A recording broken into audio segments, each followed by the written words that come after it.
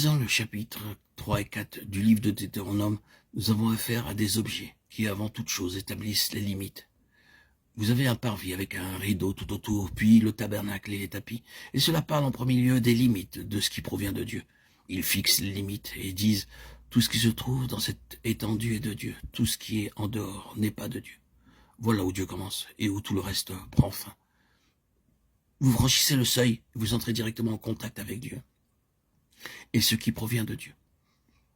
Cela signifie exclusion et inclusion. Cela signifie restriction.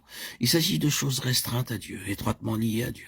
Mais cela ne parle pas uniquement des limites et des limitations. Cela véhicule cette pensée plus profonde, la protection de tout ce qui a son origine en Dieu.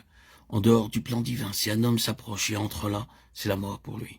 Il s'agit d'une sauvegarde pour Dieu et pour ce qui est à lui, pour le garantir, lui, et ce qui lui appartient de l'intrusion, de ce qui est étranger, extérieur. Dieu ne permettra pas que des éléments étrangers extérieurs lui soient associés.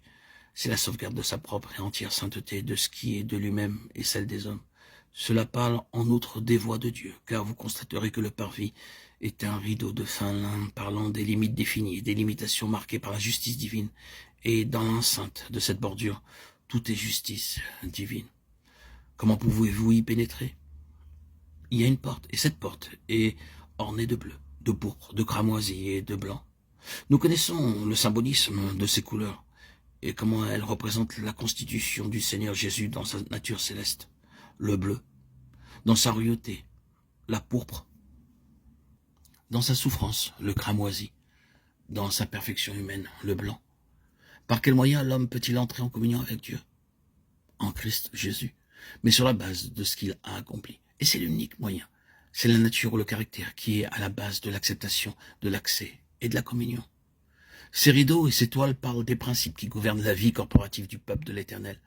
Ils disent, en dehors de ces éléments, vous êtes à l'extérieur, sur la base de ces éléments, vous entrez et vous trouvez la vie en contact avec Dieu. En dehors d'eux, vous rencontrez la mort au contact de Dieu. Il est question du Christ corporatif, et cela signifie que ce qui est de Christ est tissé dans la texture même de l'Église. C'est de la texture que nous avons ici, du tissu. Ce n'est qu'en union avec le Seigneur Jésus, dans ce qu'il est, que des hommes peuvent connaître l'acceptation, la communion et la vie avec Dieu.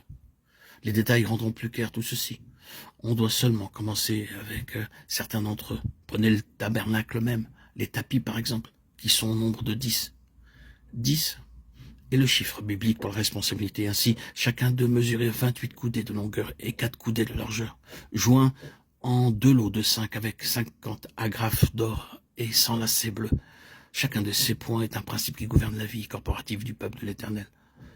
Tout ce que nous avons dit en référence avec ce qui est représenté par Gershom au chapitre 3 et 4 est confirmé par chaque détail. Ici, nous sommes face à des principes qui sont en lien avec l'union corporative avec Christ. L'Église des premiers-nés existe pour garder ces principes. Un aspect de la responsabilité du peuple de l'Éternel est de préserver et maintenir les principes qui gouvernent la vie corporative. Exactement les mêmes moyens que ceux dont nous avons parlé à propos de Kehat opèrent ici. Livre du Deutéronome, chapitre 3 et 4. Si ces principes sont observés, alors toutes les bénédictions de communion avec le Seigneur et en lui, toutes les bénédictions de la vie corporative pourront être appréciées. Et tout ce que le Seigneur a pour son peuple pourra être reçu. Mais enfreignez les lois et le Saint-Esprit s'en chargera. Et l'Église est appelée à agir afin de préserver ces principes. C'est pourquoi il ne faut pas enfreigner ces principes. C'est pourquoi vous trouvez dans l'Église du Nouveau Testament la nécessité d'agir. Paul exhorta les Corinthiens à agir à l'égard de certaines personnes qui transgressaient très grièvement la vérité du corps de Christ. Ils ont dû prendre leurs responsabilités à ce sujet. L'Église est ici dans une place et une position de très grande responsabilité devant Dieu. Maintenir la puissance de la relation d'abord avec le Seigneur, puis de la relation dans le Seigneur. C'est-à-dire garder ses principes en vue, comme quelque chose sur lequel le Saint-Esprit travaille. Les préserver dans un témoignage pur. Ainsi, le Saint-Esprit agira en conséquence dans les deux sens. Abondance de bénédiction pour celui qui obéit, mais châtiment pour celui qui se rebelle.